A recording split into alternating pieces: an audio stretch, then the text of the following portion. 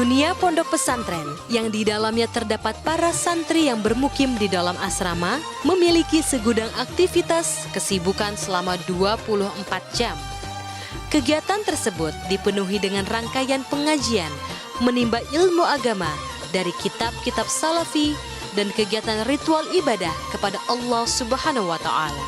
Mulai dari membaca kitab suci Al-Quran, salat berjamaah, dan mendalami kajian kitab kuning.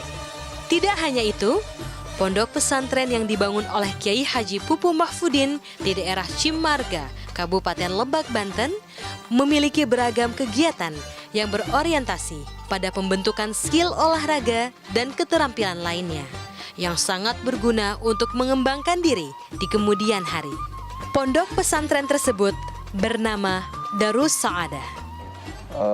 Penamaan Pondok Pesantren Darus Saadah adalah dinamai oleh pendiri Pondok Pesantren Darus Saadah, yaitu Kiai Haji Hasan Aping almarhum,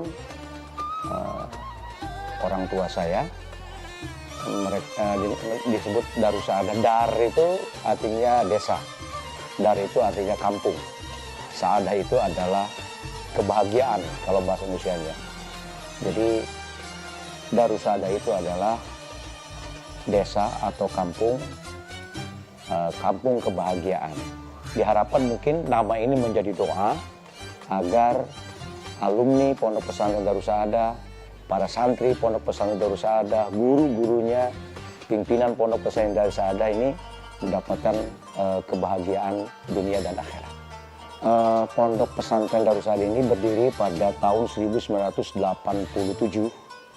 Diawali dari menyewa sebuah rumah mantan camat yang di depan, pertama di pintu gerbang itu yang sekarang menjadi 2 tingkat. Itu adalah rumah mantan camat Cimarga. Kita sewa di situ, kita mendirikan pondok pesantren, tidak mempunyai sejengkal tanah pun di sini. Beda dengan pesan-pesan yang lain, ketika dia mendirikan pondok pesantren, tanahnya atau lahannya sudah tersedia 10 hektar, 20 hektar, baru dibangun pondok pesantren di tempat itu. Tetapi saya dengan almarhum Kiai Hasan Aping mendirikan pondok pesantren tidak mempunyai tanah sejengkal pun, bahkan hanya menyewa rumah mantan camat Kecamatan Cimarga.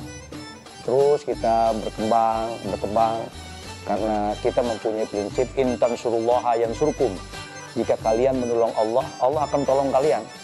Kegigihan dan semangat Kiai Haji Pupu Mahfudin dalam membangun pondok pesantren Darus Saadah begitu istiqomah. Tanpa lelah, ulama jebolan pondok pesantren Dar El Qolam ini merintis dari bawah dan dipenuhi hujan air mata. Baginya, proses berada di jalan Allah suatu nikmat yang tiada tara dan kelezatan yang patut disyukuri dalam keadaan susah dan senang. Saya masih ingat bahwa saya diamnya bukan di rumah Pak Camat, mantan camat itu diisi oleh almarhum Kiai Hasan Aping, tetapi di sebelahnya ada gudang beras. Di gudang beras itulah saya tinggal, ya, dengan santri yang 40. Tentu santri 40 itu dia masak sendiri, ya. Jadi tidak ada pemasukan untuk bagaimana untuk operasional pondok pesantren Darus Saadah ini. Lalu terus berkembang, mulai membangun sedikit demi sedikit, kendala demi kendala semakin banyak. Tahun kedua kita terkendala dengan bagaimana air, ya, susah juga air. Kemudian kita mencoba ada di sebelah, di bawah pondok pesantren ada air, kita pakai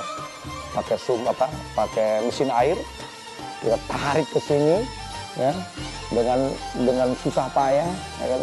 Kelas kita tidak ada, kemudian kelas juga adalah hanya di emper-emper, kelas hanya di teras-teras rumah, di emper rumah almarhum itu yang disewa itu. Dan alhamdulillah tahun ketiga kita terus berkembang, keempat, kelima, dan sampai sekarang ini kita bisa lihat sendiri bagaimana perkembangan pondok pesantren Darus Saadah itu sendiri. Cobaan itu kan sunatullah, di mana ada kebajikan di situ ada Abu Jahal.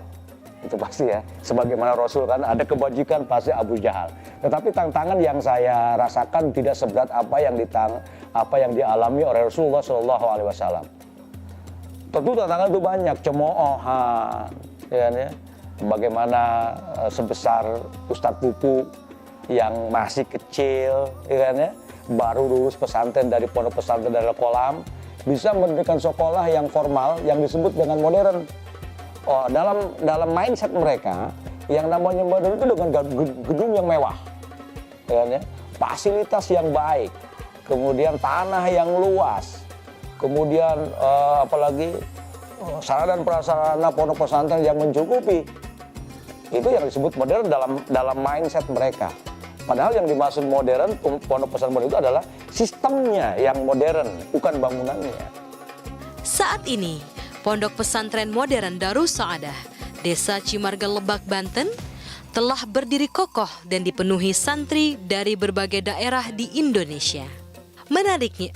Menariknya, kurikulum yang dipakai di Pondok Pesantren Darus Saadah ini berbasis kurikulum Departemen Agama dan kurikulum berbasis dari Dinas Pendidikan. Kurikulum yang kita pakai karena di sini ada 4 lembaga pendidikan. Yang pertama adalah diniyah, yang kedua adalah sanawiyah, yang ketiga aliyah, yang keempat SMA.